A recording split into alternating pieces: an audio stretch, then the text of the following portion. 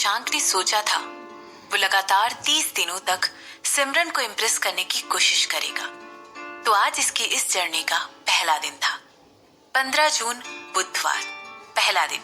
किसी ही आम आदमी की तरह सिमरन सुबह उठी और उसने नहाने से पहले थोड़ी योगा एक्सरसाइज करना ठीक समझा।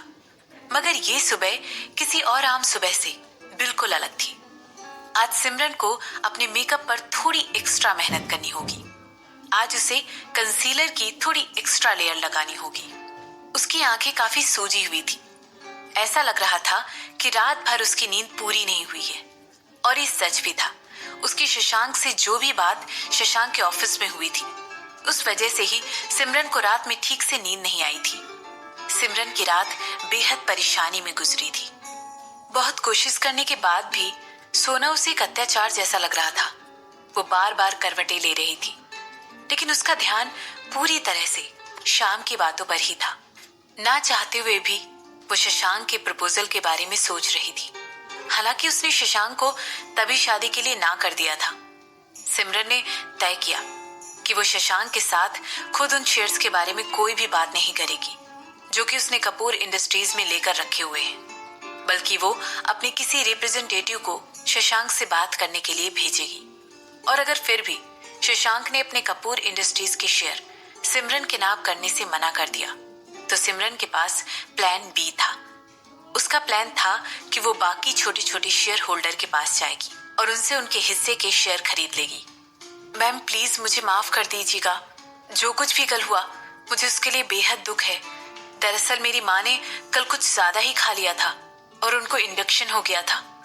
इसी वजह से शिफाली ने अपनी बात जारी रखते हुए कहा। वो सिमरन से अपने कल ना आने के लिए माफी मांग रही थी।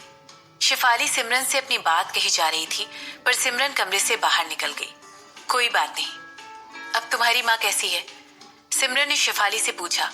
ऐसा पूछते हुए सिमरन ने एक बार अपनी दोस्त कनिका के कमरे की तरफ देखा। कल पूरे दिन सिमरन ने कनिका को एक बार भी नहीं देखा था। उसे लग रहा था कि कहीं कनिका की फिल्म में कुछ गड़बड़ी तो नहीं हो गई थी, जिसकी वजह से वो कल पूरे दिन घर वापस ही नहीं आई। कहीं उसके काम को लेकर कोई इमरजेंसी तो नहीं आ गई थी, जिसे सुलझाने के लिए कनिका कल से बाहर ही थी। मेरी माँ अब ठीक है मैम। कल रात ही मेरी बहन यहाँ आ गई है, तो अब मुझे अपनी माँ की चिंता करने की जरूरत नहीं है। वो उनका बहुत अच्छे से ख्याल रख लेगी। इसीलिए आज मैं काम पर वापस आ गई हूँ। शिफाली ने सिमरन की बात का जवाब देते हुए कहा। ठीक है, ये तो बहुत अच्छी बात है।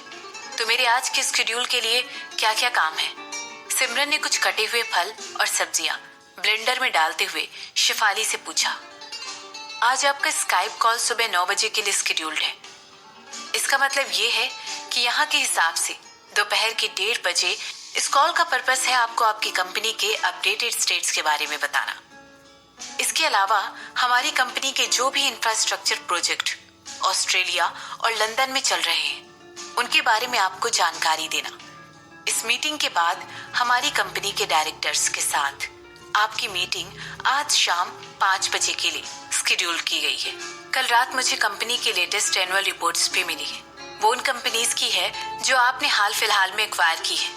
मैंने मीटिंग की सारी डिटेल्स और कंपनी की सारी जानकारी आपको ऑलरेडी मेल पर भेज दी है। इसके अलावा मैंने सारी रिपोर्ट्स के प्रिंट भी निकाल दिए हैं, ताकि आप उन्हें आराम से स्टडी कर सके। शिफाली ने सिमरन को समझाते हुए कहा। गुड। और हाँ, मुझे उस नए मॉल के प्लान और डिजाइन्स भी इस हफ्ते के खत्म होने से पहले मेरी टेबल पर चाहिए। इस काम में तुम मिस्टर विजय की हेल्प लो। इसके अलावा कुछ दिनों के लिए करिश्मा को पीआर डिपार्टमेंट से मल्होत्रा की प्रॉपर्टीज को देखने के लिए अपॉइंट करो। सिमरन ने तुरंत ब्लेंडर ऑन करने के पहले कहा। हालांकि उस रात के बाद मिसेस मल्होत्रा सिमरन के पास वापस नहीं आई थी और ना ही उन्होंने उसे तंग करने की दोबारा कोई कोशिश की। लेकिन सिमरन को अच्छी तरह पता था कि मिसेस मल्होत्रा जिस तरह की औरत है, वो आसानी से सिमरन को तंग करना नहीं छोड़ेगी। आखिरकार मल्होत्रास को सिमरन के साथ रिलेशन बनाकर काफी फायदा होने वाला था। सिमरन गिल और कपूर दोनों खानदानों से ताल्लुक रखती थी, इसीलिए अगर उसका रिश्ता तुषार के साथ जुड़ जाता तो मल्होत्रास को काफी फायदा होता।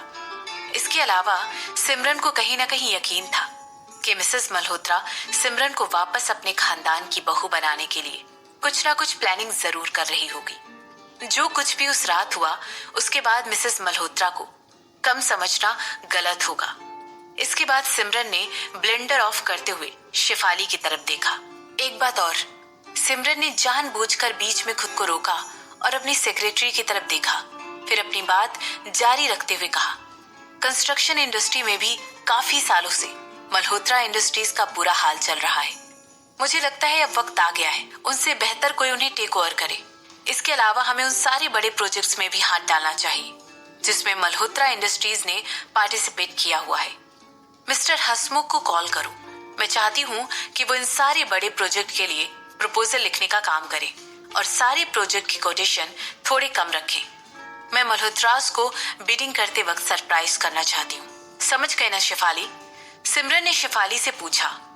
शेफाली ने सिमरन की हर बात ध्यान से सुनी और तुरंत उसे टैबलेट में वैसे का वैसा नोट कर लिया। ये कोई पहली बार नहीं था जब सिमरन ने किसी कॉम्पिटिटर को चैलेंज किया हो, खासकर तब जब किसी ने सिमरन को परेशान करने की कोशिश की हो। शेफाली को इन सब चीजों की आदत हो चुकी थी, साथ ही उसे सिमरन के गूगल तरीकों की भी आदत हो चुकी थी। जैसे ही सिमरन ने अपना ताजा ताजा बनाया हुआ फ्रूट एंड वेजिटेबल जूस पिया, उसे तरोताजा महसूस होने लगा।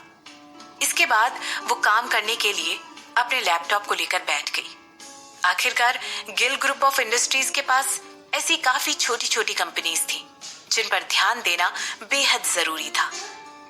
मैम, मुझे प्लीज माफ कीजिएगा, मैं आपको डिस्टर्ब कर रही हूँ, लेकिन मुझे अभी अभी नीचे से सिक्योरिटी की तरफ से कॉल आया हुआ है। उसने कहा, जहां तक मुझे लगता है उसके एग्जैक्ट वर्ड्स थे, मिस कपूर के लिए नीचे फूलों का समुद्र आया हुआ है। क्या कह रही हो?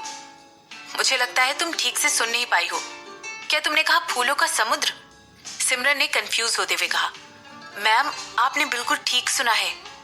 क्या आप चाहती हैं कि मैं उन्हें ऊपर ले आऊं? शेफाली ने सिमरन से पूछते हुए कहा। सिमरन को अभी भी समझ नहीं आ रहा था कि वो शेफाली की बात का क्या जवाब दे। फूल? कहीं ये शशांक ने तो नहीं भिजवाए? यही सब सोचते हुए सिमरन अपनी जगह से उठी और उसने कहा, कोई जरूरत नहीं है, मैं खुद नीचे जाकर उन्हें देख कर आती हूँ। सिमरन को अपने अपार्टमेंट की बिल्डिंग के नीचे पहुंचने में ज्यादा देर नहीं लगी और जो कुछ भी सिमरन ने देखा उसे देखकर वो बहुत ज्यादा चौंक गई। लिली के फूल? ऐसा लग रहा था कि मानो लिली के फूलों की बाढ़ आ गई हो। सिमरन के अपार्टमेंट की बिल्डिंग की लॉबी में रंग बिरंगी लिली के फूल रखे हुए थे।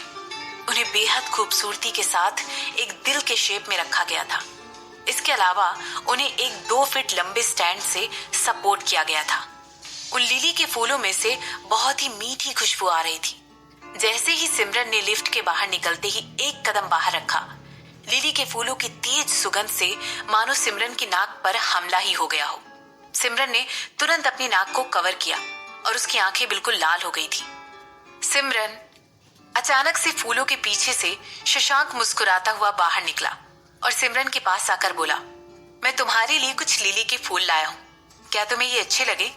सिमरन ने शशांक की बात का कोई जवाब नहीं दिया, बल्कि उसने शशांक को गुस्से से देखते हुए उन लिली के फूलों को बाहर फेंकने के लिए इशारा किया। किसी भी तरह सिमरन खुश नजर नहीं आ रही थी। You idiot! सिमरन ने चिढ़ते हुए शशांक से कहा।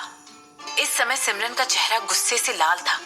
सिमरन ने शशांक को डांटते हुए कहा, लिली के फूल इजहार करने के लिए नहीं होते, लिली के फूल किसी के मरने के बाद दिए जाते हैं। क्या तुम यहाँ पर मुझे किसी तरह का कर्ज देने आए हो? मगर जरा इनकी तरफ देखो तो, ये कितने खूबसूरत हैं और मैंने इन्हें इसलिए चुना क्योंकि ये मुझे तुम्हारी याद दिलाते हैं।